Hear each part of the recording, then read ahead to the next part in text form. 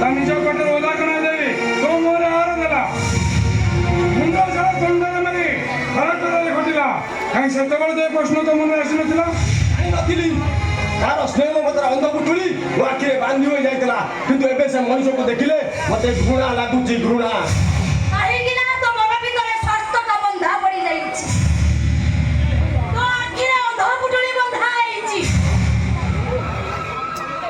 ଖାଲି ସେତିକି ନୁହଁ ଡର ବି ଲାଗୁଛି ଯେତେବେଳେ ତା ହଜିଲା ସଂସାରକୁ ସେ ପାଇଯିବ ଆମକୁ ବଡ଼ ଦାଣ୍ଡକୁ ପଠେଇ ଦେଇ ସବୁ ସମ୍ପତ୍ତି ତା ପିଲାମାନଙ୍କ ନାଁରେ କରିଦେବ ସେତେବେଳେ କଣ କରିବ You are correct, Amura. ଆମ ଚିନ୍ତାଧାରାଟା একদম ঠিক ସେଥିପାଇଁ ଶାସ୍ତ୍ର କହେ ବେଳୁ ସାବଧାନ ହେଲେ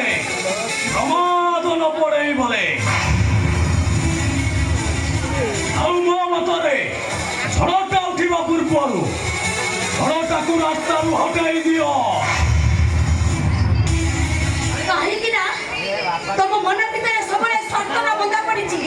ଯୋଉ ଲୋକଟା ପରିବାର ପାଇଁ ଆଜି ଏତେ ସବୁ କରିପାରିଛି ସେ ଲୋକଟାକୁ ଏମିତି କଥା କହିବାକୁ ତମକୁ ଧର୍ମ ସହିବନି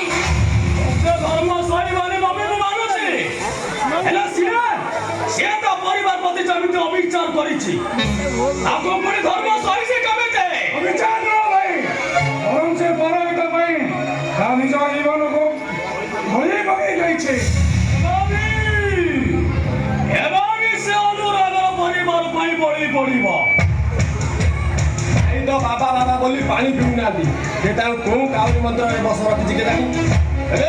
ମୁଁ କହିଦଉଛି ମୁଁ ଛାଡ଼ିବିନି ତାଙ୍କୁ କେବେ ବି ଛାଡ଼ିବିନି ତାଙ୍କୁ ସେଇଥିପାଇଁ ତ ତମ ସହ ମୁଁ ହାତ ମିଶାଇବି ଅନୁରା ପାପ କରିବାକୁ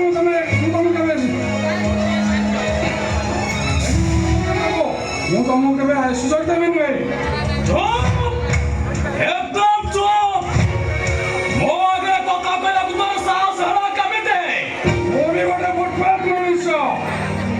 ମତେ ତମେ ହିଁ ରାସ୍ତାରୁ ଆଣି ସାହାରା ଦେଇଛ ଆଉ ଆବଶ୍ୟକ ପଡ଼ିଲେ ଦେବୀ ରାସ୍ତାରୁ ହଟାଇ ଦେବି ମୋ ରାସ୍ତାରେ ଯେ କଣ୍ଟା ହାଇ ପ୍ରତିବନ୍ଧକ ସୃଷ୍ଟି କରିବ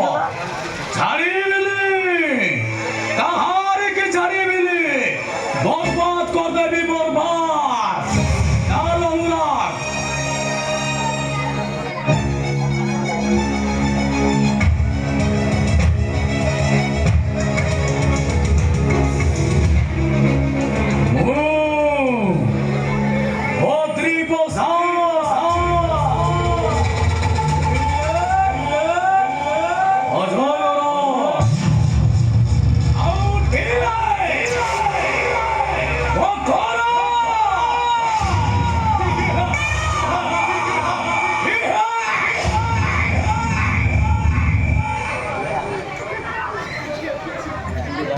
अरे